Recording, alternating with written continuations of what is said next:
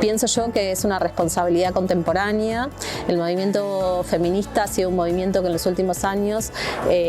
consiguió, bueno, es un movimiento que hace muchas décadas viene intentando visibilizar violencias históricas hacia las mujeres y en los últimos años ha ganado una visibilidad importante que ha capilarizado a la sociedad en su conjunto, consiguiendo que se conmueva la sociedad con las situaciones de las violencias que atraviesan las mujeres. Me parece que el feminismo tiene una responsabilidad de trabajar y repensar sobre esto que entiendo yo es una especie de pasión, que no le corresponde únicamente al feminismo de ninguna manera, me parece que tiene que ver con el desarrollo de las sociedades contemporáneas. Entonces me parece que el feminismo lo que debería hacer es trabajar sobre el antipunitivismo, pensarlo porque no es sencillo y el problema más grande que tiene es que es una necesidad de pensarlo con cierta urgencia y para pensarlo necesitamos tiempo, necesitamos un poco de demora, digo yo, pero hay algo de urgencia. Entonces ahí tenemos aparte una encrucijada para pensar el antipunitivismo desde una perspectiva feminista, pero en principio diría que es una responsabilidad.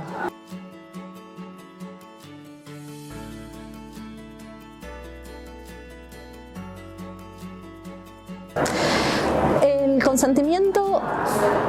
es un concepto que se empezó a usar en la segunda mitad del siglo XX, casi en el último tercio, digamos, como una categoría del campo jurídico que servía para distinguir cuando estamos ante una experiencia sexual, pues estamos hablando de consentimiento sexual, una experiencia sexual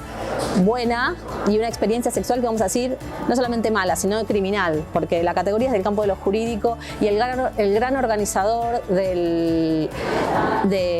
la nueva sexual, del nuevo régimen sexual, diría Carrara, es el discurso jurídico. Entonces esta categoría se empezó a implementar como un término que podía condensar la diferencia entre un sexo bueno y un sexo criminal.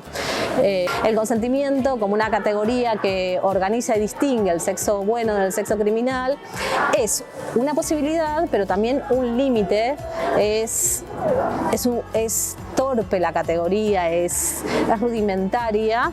y el problema que tenemos en la vida cotidiana, en la experiencia, en las militancias, en los espacios, en nuestra vida común cotidiana, cuando usamos la categoría consentimiento,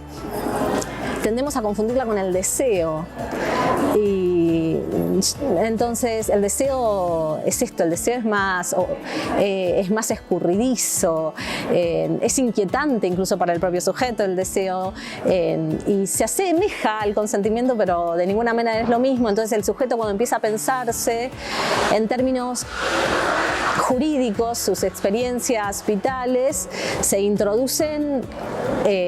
incluso lagunas, contradicciones en el propio sujeto que me parece que hace de la categoría de consentimiento un problema sobre el que trabajar, discutir, porque sin ninguna duda es una categoría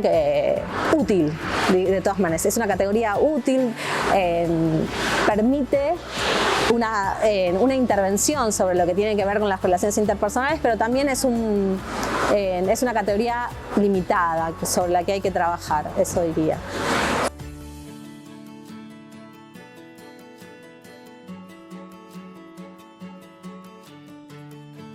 De los primeros problemas que presentan las instituciones para abordar las problemáticas de las denuncias que traen la población estudiantil fundamentalmente, pero también docentes. Las instituciones tienen recursos acotados, limitados para responder a las demandas de las personas que asisten a estos dispositivos de atención y no siempre lo que se puede hacer satisface, genera un montón de frustración. Frustración no solo para las personas que hacen denuncias o que se acercan a estos dispositivos, sino también para quienes atienden las denuncias, porque quizás los términos y los protocolos, que son lo que se ha podido construir, por suerte que existen, digamos, siempre son limitados por cómo incluso interpretan los conflictos o las experiencias, son limitados incluso por las respuestas que pueden dar. Creo que hay que trabajar con el estudiantado, con la docencia, para ver cómo desde las instituciones se puede mejorar, porque creo que siempre se pueden mejorar los instrumentos para atender estas situaciones de violencia que se están presentando en los espacios universitarios.